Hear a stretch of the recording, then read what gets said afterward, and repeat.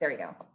So we are recording this information session. So in the future, if you want to view it again or share it out, or you have to leave early, this will be recorded for your convenience. Welcome to today's information session for UC Davis Continuing in Professional Education.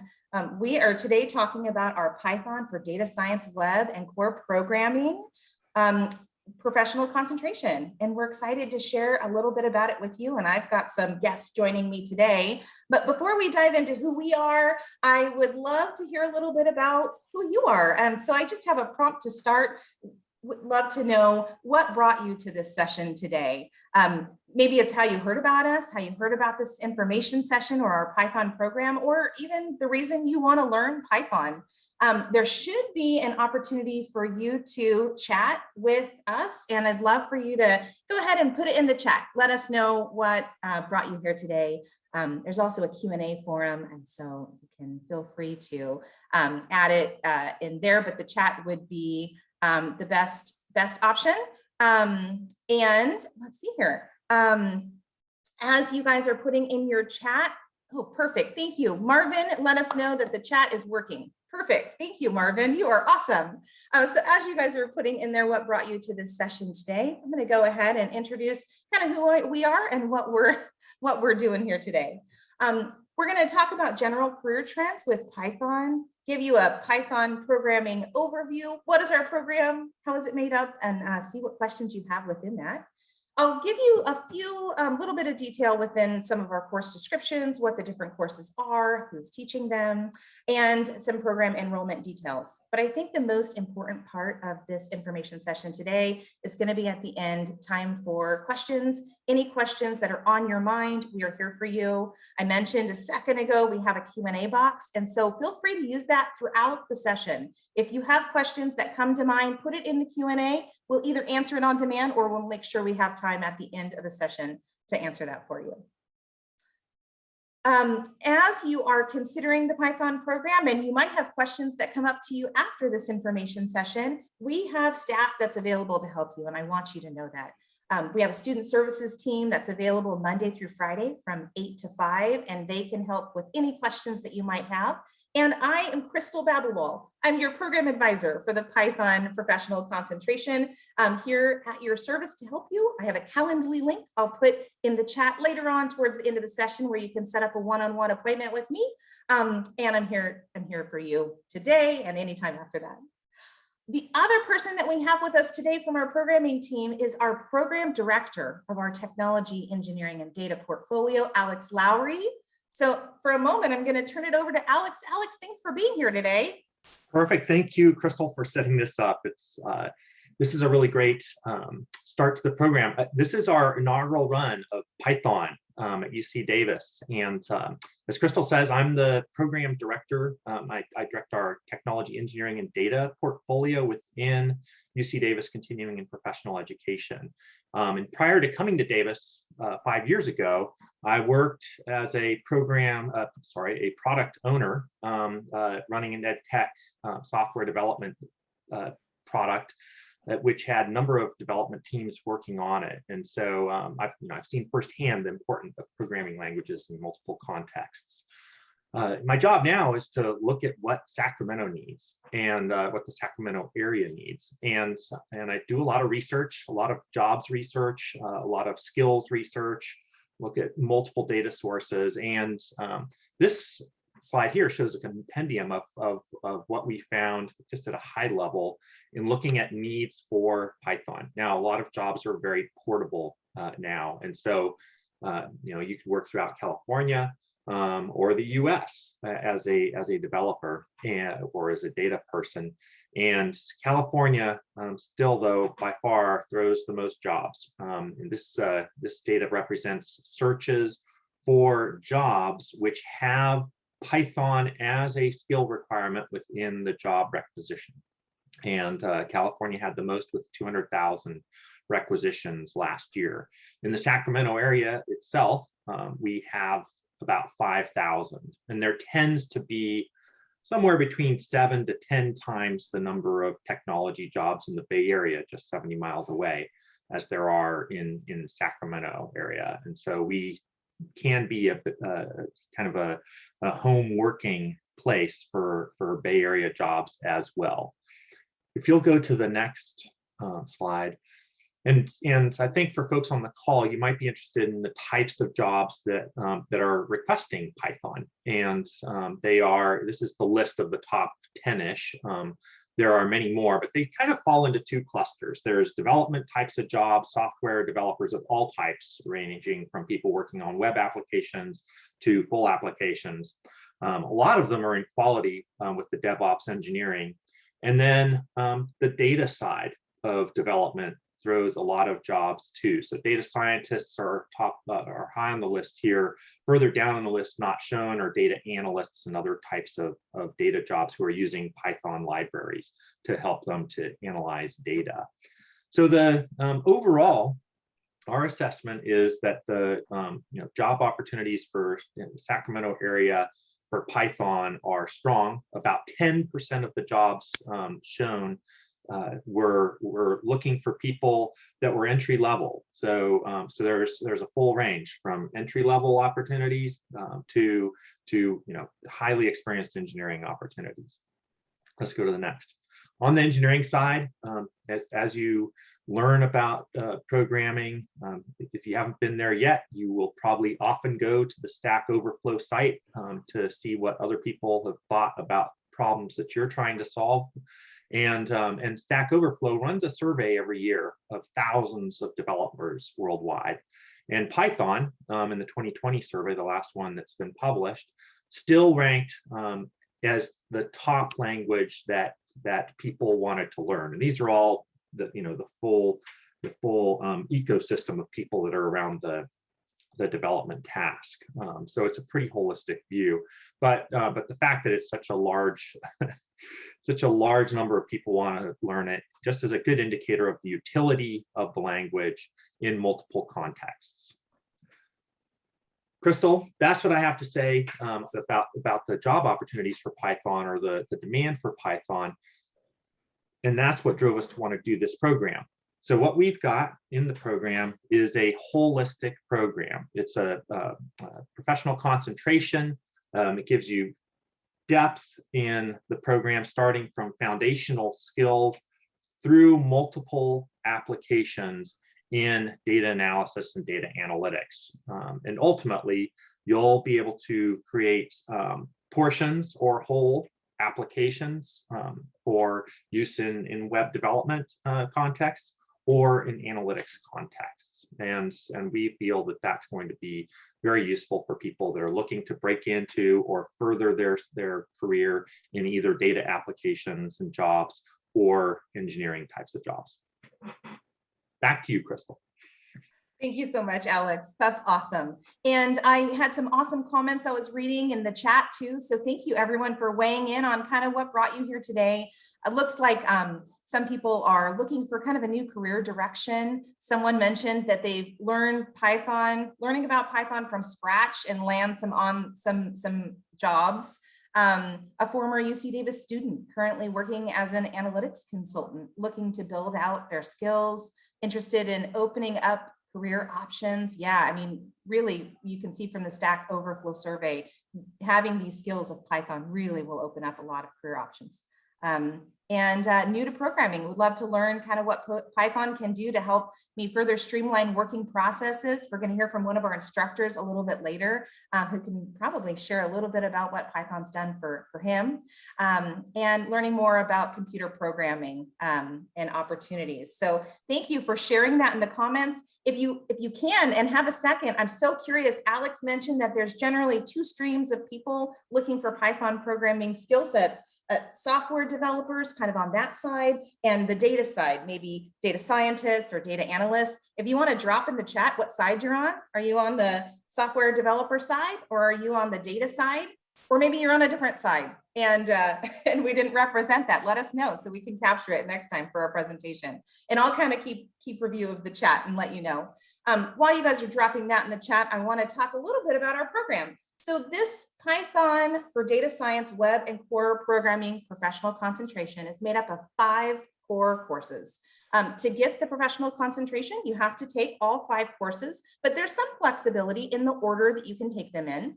The quarters that they're offered vary, but the intro to Python programming will be offered every quarter. Starting in fall, I'll have those dates for you soon, but September 20th is the launch of our first intro to Python programming course. And the courses vary between 5 and 7 weeks. So most of the courses are 7 weeks long. One of the courses is 5 weeks long. And these courses are all approved for academic credit. What that means is that these courses have been vetted and approved by the UC Davis College of Engineering, Department of Computer Science. And when you complete each course, you get 1.5 to 2 units of academic credit within this program. So if you have questions about academic credit or what that means, feel free to let us know, but it's a sign of rigor and that these have been vetted and that these are good quality programs.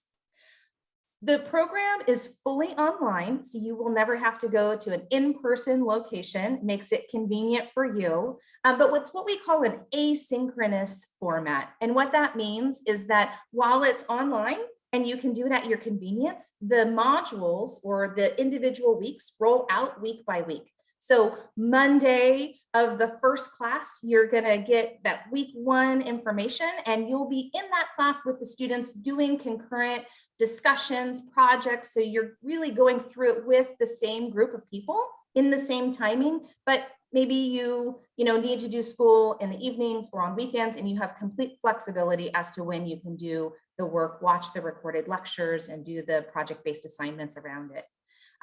Also,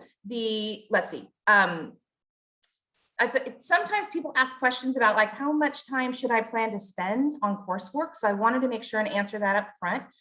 Generally speaking, you should plan for about 2 hours of classroom content. So it's online classroom content, but kind of lectures and information about what you're learning. And then about 4 to 6 hours of practical assignments. So about 6 to 8 hours per week would be your total commitment. And while this is an asynchronous program, so you can do it anytime within the week that's convenient for you, it is an instructor-led program, which means that our instructors will be present, they will have office hours, they'll give you individualized support and feedback. It's really one of the things that makes this program stand out with all the other offers that are out there in Python in the world. Since this is an instructor-led program and our instructors are such an important part of this, we asked one of them to join us today, and Todd Rutherford is here. Hi, Todd. Hello, how's everyone doing? Yes, so I will be an instructor for the data structures, data mining, and big data with Python. And just brief introduction to me and my experience with Python. I started with Python when I was in the federal government. And they were starting the opendata.gov initiative where they were trying to create an initiative to enhance each federal agency within the federal government to be more data driven. So I was part of that project and through the White House Digital Services to build upon my BI developer skill sets that I had. And that's from where my love of Python began. And that's where I started and I enrolled in a program at Georgetown for data science. It's kind of similar, just like the one at UC Davis, but I wish I had this program here at UC Davis as well. So, and then now I am currently building statistical software and regulatory compliance software, along with doing BI development and with Python. And I love Python. I'm so glad I made the switch, and I know you'll love this program, especially the course that I'll be instructing as well, because that's the core class where you'll really bring in your multidisciplinary skill sets into Python and data science. Thank you so much, Todd, for sharing that background. You have such an interesting array of experience. If you have questions for Todd or Python specific, maybe he's going to stick around for the Q&A section. So feel free to, if you have questions for Todd, put them in the Q&A forum. Just as a quick report out, Alex and Todd, it seems like everyone who's here is from the data side, data analytics, data science side. So we didn't have anyone say they were representing the software developer side. Feel free to jump in the chat if that's you and let us know that you're here. Todd alluded to that his program is going to be one of the best, which I totally believe to be true. And I want to share a little bit about the program kind of pathways. So Todd's class is kind of one of the final classes, one of the culminating classes in the certificate program. I've made this little map here that shows you the course prerequisite pathway. And I guess what's important for you to know is that the best place to start is Introduction to Python Programming, especially if you don't have any Python programming experience. It is the ideal place to start. But the Python for Data Analytics course is open to people who haven't taken the Introduction to Python Programming if you have some years of experience with Python. So if you have some experience in Python, have dabbled in it, know a little bit about it, you can start in the Python for Data Analytics. If you are brand new to this Python programming language, you will want to start with the Introduction to Python Programming. And then from there, there are kind of two paths that you can take. Both intermediate Python and data prep modeling and data viz require you to have either taken Introduction or Python for Data Analysis. So either of those courses, wherever you start, then you can dive down. The optimal pathway, again, starting with Introduction. And then the final class in the certificate program, so you have to have taken intermediate Python to take Todd's class, Data Structures, Mining, and Big Data. By the time you get there, you'll have a really nice foundation and you'll have tested some advanced applications in Python and you'll be ready for that class.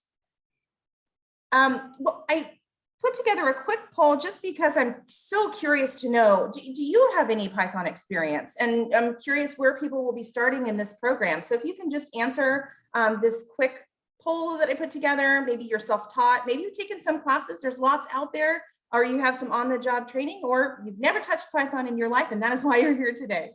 We'll just take a second to let the poll answers come through, but it looks like the majority of people, over 50%, have no Python experience, which is perfect. This program is really meant for people to come in out the gate with no Python experience and have that instruction, hands-on instructor-led experience. So I'll go ahead and end the poll and I'll share the results with you so that you can see it. So a little bit of self-taught, some classes and on the job, but again, majority of the people on this information session do not have Python experience, which is great. Right. So diving down into the individual classes so you can consider which class is right for you and the pathway to the professional concentration. The first class, Introduction to Python Programming, starts on September 20th. This course is designed to help you kind of ease into the world of programming. You do not need a technical background, so that's no problem. People who are coming with no experience, this is the perfect first start for you. It's an introductory course, kind of the perfect place to start. Within this course, you will have some practice writing simple scripts in Python and processing text files. You'll learn how to use variable types, flow controls, functions, and data structures, and you'll get some experience with Jupyter and open source software for interactive computing. We have our instructor, Al, who will be teaching this course. Right, intermediate Python is the second course in the program, unless you have some, or you can kind of go the data analysis route, either way. But for intermediate Python, this course will really build on that foundation from the introductory class and introduces essentials of data science applications of programming. It also introduces object-oriented programming. In this class, you'll get experience assessing and manipulating data from SQL databases like MySQL using Python connectors. You'll understand and implement MapReduce in Python.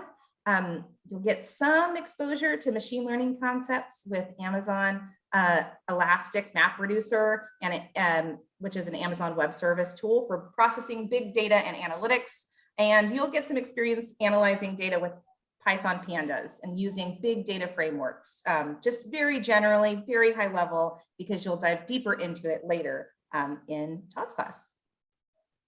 The Python for Data Analysis class that I mentioned earlier, if you have some experience, you could start here, or you can take it a little bit down the way. We'll introduce basic data analysis application of Python for those with little or no programming experience. Along with the basics of the Python language, this course will introduce Python libraries. You'll get to ingest data, produce plots, produce analysis and fit models. And along with the basics of the Python language, this course will introduce various Python libraries. And you can see that I have put some images of those here. So you'll import and manipulate data with the NumPy, you'll produce plots and data visualizations with matplotlib. And so you can see some of those programs that you'll be using within the course here. We also have our course in data preparation, modeling, and visualization with Python. And this course really will provide a useful toolkit for professionals in machine learning, data science, and I know a lot of you are in that data space, data mining, and web data fields. You will walk away from this course really understanding how to create business value. You will import, prepare, model, and visualize data using Python, practice cleaning and visualizing data, learn how to fit predictive models using Python, and assess efficient ways to explore data. And then the fifth class and the last class, which will be kind of the last course in the program because of the prerequisite structure, is our course with Todd. And there's some general information about what you'll learn in this class on the screen, but I want to turn it over to you, Todd, and maybe you could tell us a little bit about what's important about data structures, data mining, and big data within Python in the field. You know, where do you see the future of these topics heading? What can you share with our audience today about this? Yeah, so thank you for the introduction again, Crystal. What I see for data structures, data mining, and big data with Python is that it's going towards the future of where artificial intelligence is going to be built upon, right? This is the course that you're going to start building out those skill sets, those powerful skill sets of leveraging large data sets and cloud computing resources to be able to answer those questions and be able to develop out solutions for companies and business of brains, such as business processes, robotic process automation, and a lot of different scopes. Like you'll also start learning about data engineering pipelines for bringing in your data for cloud computing. You'll understand distributed cluster computing. You'll understand how to utilize and do data exploration through using data structures such as lists, dictionaries, tuples, and you'll start really to learn about the machine learning process and the data science process workflow as well, where you just acquire the data, wrangle your data, explore the data through matplotlib, you'll model your data through scikit-learn, and then you'll visualize your data as well. And from the first 4 courses is where you're going to really start to bring in that whole design and workflow of building out a solution and for data science. And it's a truly great program. It's a truly great course. This is where this is the bread and butter. This is where a lot of companies are looking for the skill sets that are currently in this course. And it really starts to build off of that big data frameworks that a lot of companies are utilizing right now. And it's also give you that great core for if you wanted to go software engineering, you want to be an AI engineer, this is the core, because after this, you might want to think about machine learning more as well. And that's the core of AI. And then there's also deep learning as well, but we won't go from there. But like, yes, data structures and data mining is where you're going to be doing a lot of the data exploration. You're going to be doing the data extraction, and then you'll be able to like really work through your solutions in your large data sets, and you'll be able to really understand the core principles of data science. Awesome. Thank you, Todd. That's really awesome to hear. I love how you pointed out the build of kind of all of the courses and how they flow together and design to kind of this culminating course. And then, you know, pathways of interest for people after that course, after your course. A lot of us are continuing learners. I'm sure many of you on the line are also. So as we're kind of wrapping up the end of our presentation, looks like we're going to have lots of time for Q&A. Again, if you have any questions that are kind of lingering on your mind, throw them in the Q&A right now. So when we get there, we can start answering your questions. I definitely want to talk about cost. And so the program, as I said, it's made up of 5 courses. The courses range between $560 to $740 for a total cost of $3,520. And this is the approach, this is the cost if you are going kind of class by class. If you are just taking them at your convenience, you have up to 5 years to take classes and complete the program. But I know a lot of people in the data space are like, 5 years, that freaks me out, because people like things, data moves fast. People in the data space move fast. And so we want to let you know that there is this model we call our fast track model. Not only does it move you through the program faster to a faster path to completion, but you save money. You save, actually, it's the greatest discount that we offer at UC Davis Continuing and Professional Education. So you save 15% over $500 on the program if you sign up for our fast track module. I'll go into what the fast track module means in a moment, but I also want to talk about discounts. This is the base price with no discounts, but just for being online today, you will get a code that I will send out via email to everyone who attended for a $100 coupon, if you will, or discount off your first course in the program. So be on the lookout for that discount code, and you can use that when you're looking to enroll in Introduction to Python Programming.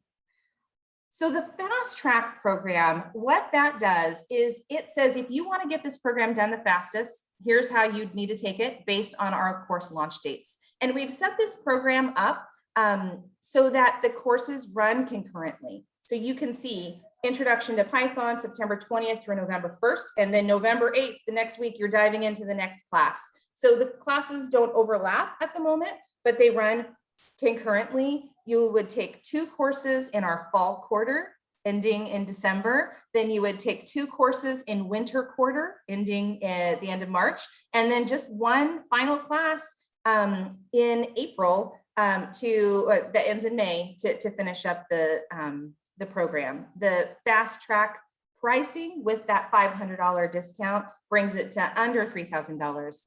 And again, this is the largest discount that we offer. So if you have questions about how to schedule your classes, you want a custom approach for you and not the fast track, give me a call and we can work through schedules, planning, your availability, and find a program structure that works for you.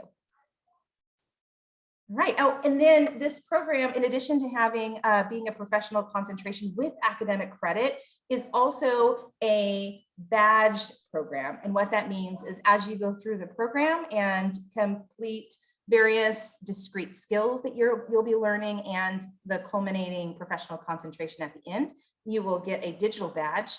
It gives you the opportunity almost with 1 click to share out with all of your networks. So as you complete the program, you will be able to widely share with your networks that you have these Python skills that employers are looking for. And yeah. All right, so my final question for you in the chat before we open it up to your questions for me is, how do you plan to use this Python skill set? If you close your eyes and imagine a world where you are, like Todd said, you're so far into Python programming, now you're thinking about machine learning and web applications and all these things that are kind of a world away for you because you haven't started the program. When you imagine that world and your competencies, how will you use it? What are your plans?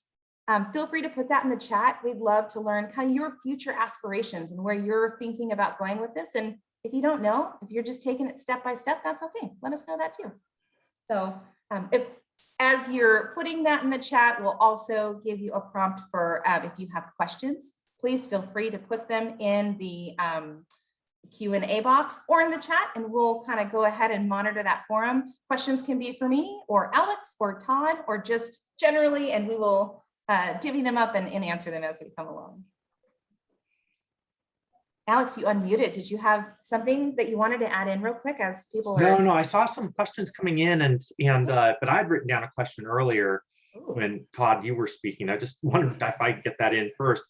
And that is, thinking about the build of the classes and your work on the data side, how much is the syntax and object-oriented programming aspects of the earlier courses, how important is that as a foundation for people that are working primarily with the libraries that help to deploy data applications for Python or through Python? It's extremely important. It's extremely important that they students understand that they need to make sure that they really comprehend the techniques and the syntax of the Python code.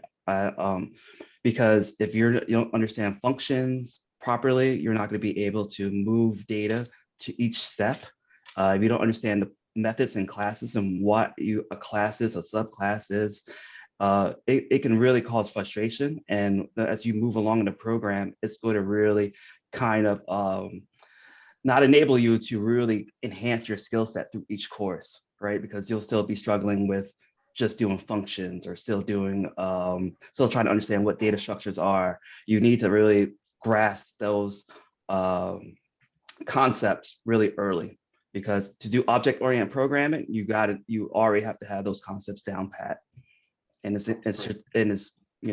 it's so important because you want to be able to write efficient code as well. You want to have that Pythonic skill set. Oh, that's great. Pythonic Crystal, we skill have set. bunches of I love that. questions now. We have lots of questions coming in. Please keep them coming through the chat and the Q&A, whatever's most convenient for you. And thanks for sharing, where you're hoping to take this Python programming knowledge that you'll be gaining through the program. There's one logistical question, so I'll answer that, which is the fast track option has a payment arrangement, or you need to pay all at once. And you do pay up front for the fast track option. It's kind of part of the package. You pay up front, you get the discount, you're automatically enrolled into the 5 classes through the program. You can pay course by course. You just wouldn't get the discount, and you can still set it up so that you go through the classes in the fastest order.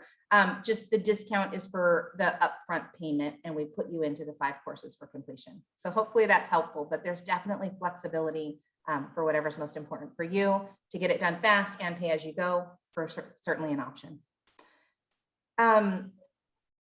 Alex Lowry, did you see the question about, one person mentioned in the chat that they're hoping to deepen their understanding of machine learning, and then they asked if there's any plans to expand into deep learning AI engineering for future courses and other programs. I'll let you take that. All righty. Yeah. So we are planning to launch a machine learning certificate in the winter. So yes, the answer is we do plan to expand our offerings there.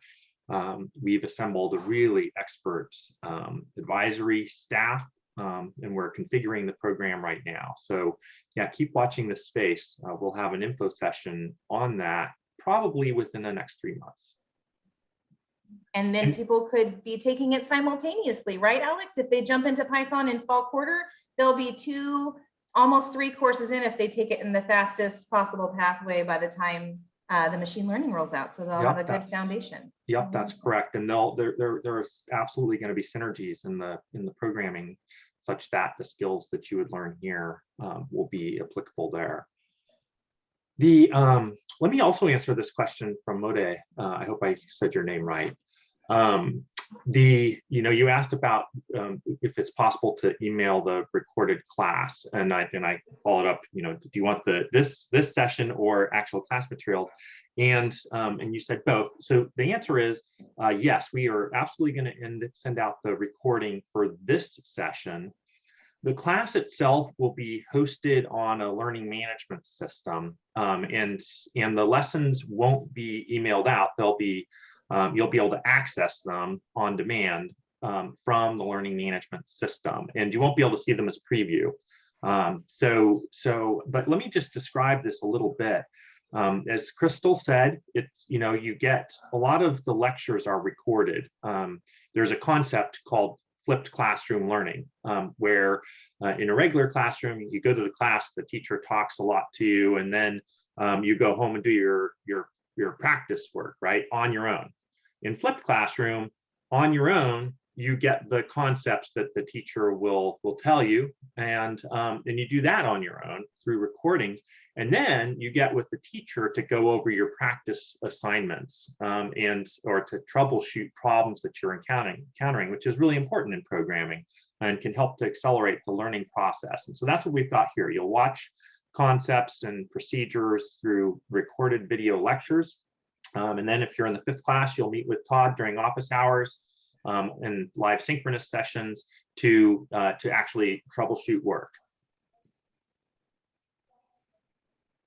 Thanks for that clarifying the structure, Alex. That's really helpful. And I love thinking about it in that flipped classroom model. I know I used the word asynchronous, and so that's kind of an education term that might not mean something to everyone. So flipped classrooms is also a good way to describe that. Thank you. All right, well, we have some time left in our information session block to answer any questions that you might have. It seems like many of the questions have been addressed. There's one, Crystal. There's okay. from Wendy. I plan to work on websites and possibly make Android apps with Python. Is that possible? And Todd, maybe you can talk about use of Python within Android application development. Yeah. For this course, it's probably not going to be possible for Android because Android runs off of Kotlin and Java. So Python has not yet been used for Android applications that I know of, but you still can learn Python for Django. Is that right? This is a great foundation for that as well. When you move data for websites, if you want to develop and be a web developer with Python, that is another, yes, you can use it for that. But Android apps, probably not. No, not at all. You have to learn Kotlin or Java. Not native apps. No, not native apps. No. So. Yeah. And I'm just scanning to see what other questions there may be. And please, any other questions, this is a good time to catch us. Yes. Yeah, and Alex mentioned earlier that we use a learning management system called Canvas for this program. So the first day that your class starts, you'll be emailed a link to get into the system. And within that system is how you'll communicate with your instructors. It's how you'll view the classroom sessions that you'll be watching at your convenience, and where you'll be having discussions with classmates. So yeah, all right. Well, okay. Is Python good for getting into cybersecurity or digital forensics? Ooh, Todd, would you like to take that one? Yeah. So Python is great for cybersecurity. Excuse me. So, or digital forensics. It's great because again, we're moving towards a digital landscape, digital transformation. So Python is great for that data, right? Diving deep into your data and really understanding unstructured data, semi-structured data that might be in the back end as a back end developer in Python. Those jobs are extremely hard to employ and they're looking very much in demand in the next future as well. So yes, Python is good for getting into cybersecurity as well, because that's the key skill sets that you're going to need, especially when cloud computing comes into play. Yes, and as the data structures and data mining course, that's a great course for it as well, because then you learn about AWS, Hadoop, and all those technologies there are used in cybersecurity. Yeah, just the jobs data seems to indicate that as well. Like the top job in the Sacramento area was for DevOps. DevOps is starting to expand out to DevSecOps to include the security component, and awareness of the languages that are being used by developers is key to identifying vulnerabilities. Which was the significant hack 2 years ago was a Python issue. What was the Experian? Their hack was due to a Python vulnerability, and so they could have used a security person that knew Python at that point. Yeah. And Alex, Wendy mentioned added to hers, so I can make the switch into cybersecurity with just the certificate program. For example, not that. Thanks for mentioning backend. Yeah. So security, I mean, that's a Python is a single skill within that stack, and not all security people would need to use to know Python, right? It's a plus, but it's not the path. There's a lot more that's needed. Yeah. All right, there's one other question about additional discounts, and we do have discounts for UC Davis staff, UC Davis graduates. That I'm not 100% sure, but I will get back to you directly, Marvin, and answer that question for you, because sometimes we do have partnerships with the Cal Aggie Alumni Association and provide discounts for graduates who are members of the Alumni Association. So if that's you, if you're a member of that association, there may be a discount there. If you're not a member of the Cal Aggie Alumni Association, then probably not for UC graduates. But there are other discounts mentioned, as aforementioned, the fast track information session discount that we'd love to help you look into. All right, we have Crystal, another. let me just say one more Yeah. thing to Wendy, who Oh, asked the sure. question. I'm just reading her question now on cybersecurity. Mhm. The cybersecurity, it depends on what type of cybersecurity role you're looking at. Often people start within the security operations center. Basic skills needed for that. Usually the networking path is the path that people take there. Help desk or network admin types of folks. We typically see it running through we have a boot camp program in cybersecurity, but it really does depend on where your skill set is starting now and where you want to end up. And I would encourage you to look at the syllabus for the boot camp program to see what type of content is there, to understand what types of skills you might need for that job. Thank you, Alex. And she says it's super useful. Awesome. Thank you for adding that. There's another question in the chat, in the Q&A right now, which is, I'd like to go into medical research. Should I take Python or R? Todd, I'm curious if you have thoughts around that question. I can't really say for sure right now, currently. I'll have to research that for you. Sure. It's something that, data science is great for healthcare right now. They definitely use it a lot, but I'm not sure if I'll have to research on where you're trying to go in healthcare. There's a wide range of avenues you can go down in healthcare. So yeah, Alex, do you have, yeah. Well, on the Davis campus, where we are very research heavy, R is very heavily used because of its statistical applications. But as we scan the job marketplace in Sacramento, we don't see a high prevalence of R, even though we have a high prevalence of data analysts in medical fields types of jobs. So for research, R is going to be really useful, but for data analysis, Python is most likely to be useful. Well, with that, it looks like we had booked you for an hour, and I know that many of you might be heading into your lunch hour, so we're going to give you 15 minutes back. It looks like we've answered most of the questions in the chat and Q&A. I want to take just a quick moment to thank Alex Lowry, our director of the portfolio, for being online today, and especially our instructor, Todd Rutherford. Thank you so much, Todd, for providing such great expertise. Your background and experience was so helpful, and we're really excited to have you teaching your course coming up. It's a pleasure too, as well, Crystal. Thank you. Thank you for everyone joining the information session.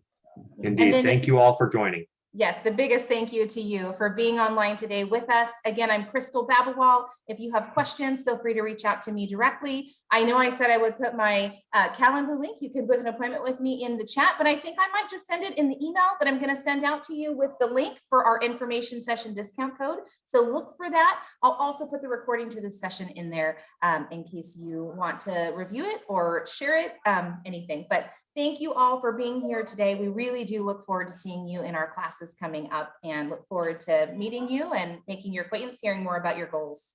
So thank you all. Have a great day.